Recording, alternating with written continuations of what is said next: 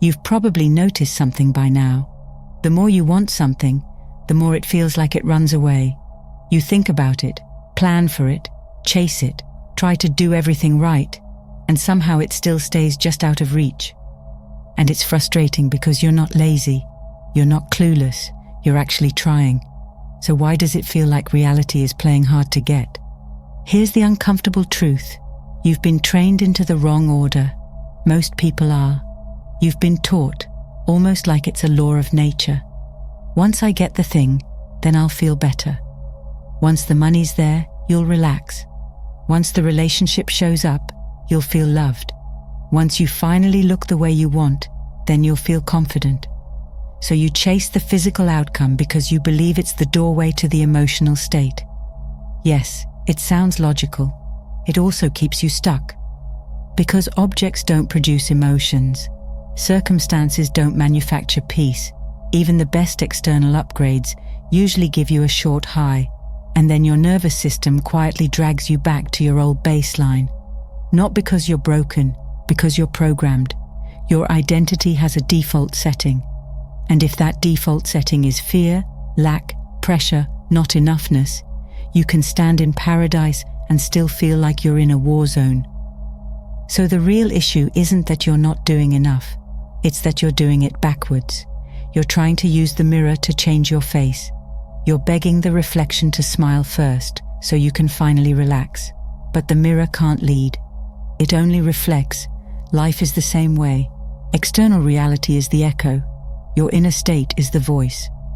And once you really feel that, like it lands in your chest, not just in your head, something shifts.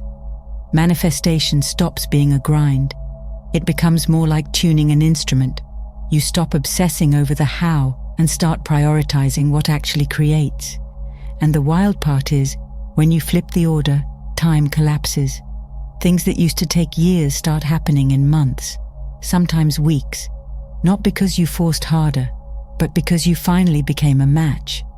Which brings us to the core of this whole video, the magnetic frequency. It's not a gimmick, it's a state, a way of being. And once you enter it, life starts moving differently around you, almost like the world is leaning toward you instead of away. So let's talk about what's actually going on under the surface. Because you're not meant to chase your desires like a starving person chasing scraps. You're meant to become the kind of energy they recognize as home. Let's go a little deeper, but not in a confusing spiritual lecture way. More like, let's make it simple enough that your whole system understands it. Look around. You didn't create trees. You didn't design the human body. You didn't invent breath. You didn't sit down one day and decide, okay, I'm going to build gravity now. Something bigger than you is holding all of this together. Call it God. Call it source. Call it life. Call it the intelligence behind existence. Names don't matter as much as the recognition. There is a creative force underneath everything. Now here's where it gets interesting. Ancient teachings have said for a long time that reality has layers. The Hermetic traditions talked about the spiritual, the mental, and the physical. 3 broad planes, basically 3 levels of how consciousness expresses itself. Spiritual is the highest. Mental is in the middle. Physical is the densest, slowest, most limited expression, like the bottom of the waterfall, where everything finally becomes visible and tangible. Physical reality is tiny compared to what exists. Think about light. The visible spectrum is a sliver of what's real. Your eyes only catch a thin band of an entire ocean of frequencies. Same with your hearing, same with everything. So what you call reality is already filtered down to almost nothing. And yet most people treat that tiny sliver like it's the full truth. No wonder it feels heavy. So where do you fit into this? You're not just a body walking around collecting circumstances. You have imagination. You have memory. You can project forward into the future. You can reason, reflect, create. You can picture a life that doesn't exist yet. Those aren't random brain features. Those are creative faculties, almost like you were given access to a smaller version of the same power that creates worlds. Scripture hints at this in its own language, made in God's image. The imaging faculty, imagination, it's right there. Even man-made objects prove it. A camera, a chair, a plane, none of those began as matter.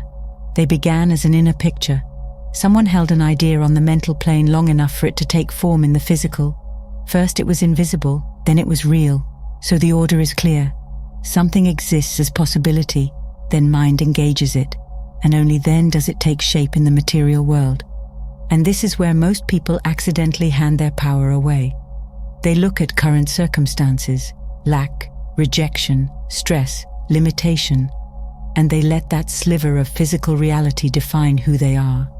I see lack, so I am lack. I feel stuck, so I am stuck. And then the loop tightens. What you identify with becomes your frequency. What you repeatedly broadcast becomes your experience. As within, so without. Old words, simple truth. So the way out isn't complicated, but it does require honesty. You look at a circumstance and you tell the truth about it. Okay, this is what the mirror shows right now.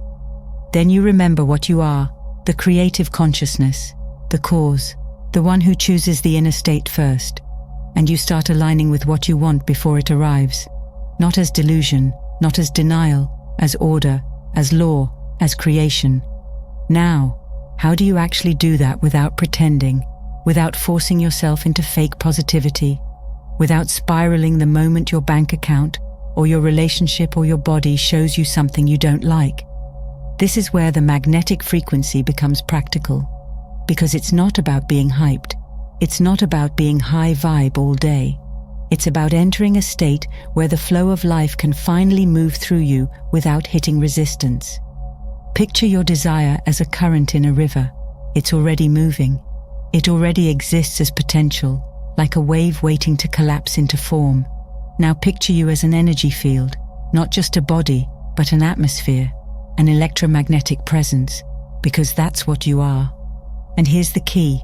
The river can't flow through a wall. If your inner state is tight, frantic, fearful, constantly scanning for what's wrong, it's like you're building a dam and calling it manifesting. A lot of people live in that survival frequency. You know the one. Tense shoulders, busy mind, always thinking 5 steps ahead, trying to control everything, needing outcomes, needing reassurance, and look, no shame. That state usually comes from years of being trained by stress, by past pain, by the feeling that safety must be earned. But survival mode is an ego mode. It's a low, constricted frequency, and it makes you energetically incompatible with what you say you want. So what's the magnetic frequency really? It's the opposite of grasping. It's inner calm. It's the quiet confidence that doesn't need proof every 5 minutes. It's the state where you're no longer arguing with life. And here's the strange part. Calm is not passive. Calm is power without noise. Calm is the mind no longer thrashing around like it's drowning. Calm is you finally standing still enough to feel what's actually true. Ancient language calls it the kingdom. And there's a line that hits differently when you understand frequency. Seek first the kingdom of God, and all these things will be added unto you. Not chase things so you can find peace. Not collect circumstances so you can finally feel whole. Seek first the state, and the external rearranges. Another line says it plainly. The kingdom is within you. Heaven isn't a place up in the clouds. It's a state of consciousness, a frequency you enter. And when you enter it, life adds. Life provides, life aligns. So how do you actually enter it in daily life? 4 practices, simple, but not always easy, because they require you to stop letting the world yank your strings. First, stillness, meditation, not the fancy kind, no performance, just sitting down, closing your eyes, and being quiet for 30 minutes in the morning. The first part might feel messy. Your mind will jump around like a monkey in a room full of mirrors. Let it. Don't wrestle it. Don't try to win. Just keep returning to awareness. Somewhere toward the end, there's often a moment where everything slows, and you can feel space inside you. That space is the exit door from the ego. In that space, you become less hooked. You stop merging with every thought. You start remembering you're the one observing. Second, regulate your nervous system, because if your body thinks you're in danger, You will not live in a reality of blessings. You can't manifest heaven while your nervous system is sprinting from a bear. So slow down. Leave environments that keep you dysregulated when you can. Use breath work. Use somatic practices. Come back into your body. Funny thing happens when you do. Intuition gets louder. Clarity returns. You stop taking frantic action and you start taking right action. One aligned step can outproduce a month of frantic busy work. Third, release emotional blocks. Shadow work. People want a one-and-done exercise, but purification is ongoing. When your frequency rises, old wounds surface, not to punish you, but to be cleared. A trigger is basically an alarm bell telling you, there's something stuck here, so meet it. Journal. Talk to yourself like you would to a frightened child. Ask, what's really going on? Don't repress it and don't run. Every emotion you refuse becomes weight in your field. Every emotion you process becomes space, and space is magnetic. Fourth, respond instead of react. This one changes everything. Every time you impulsively react to a circumstance, you're letting the mirror define your face. You're letting physical reality tell you what's true about you. So pause, breathe, choose. Decide what energy you're going to be in before the world tries to decide for you. A powerful phrase helps here. Even this is happening for my good. Not as naive denial, more like a declaration of mastery. When you respond like that, nothing can pull you back down easily. You stay above the turbulence instead of becoming it. Put those four together and something flips. You stop needing your desires. And the moment you stop needing, you become magnetic. Because need is a broadcast of lack. Calm is a broadcast of sufficiency. And sufficiency is a frequency where life can finally deliver without resistance. Now here's the real invitation. Stop trying to wrestle reality into shape with effort and urgency. Start treating your inner state like the steering wheel. Because it is.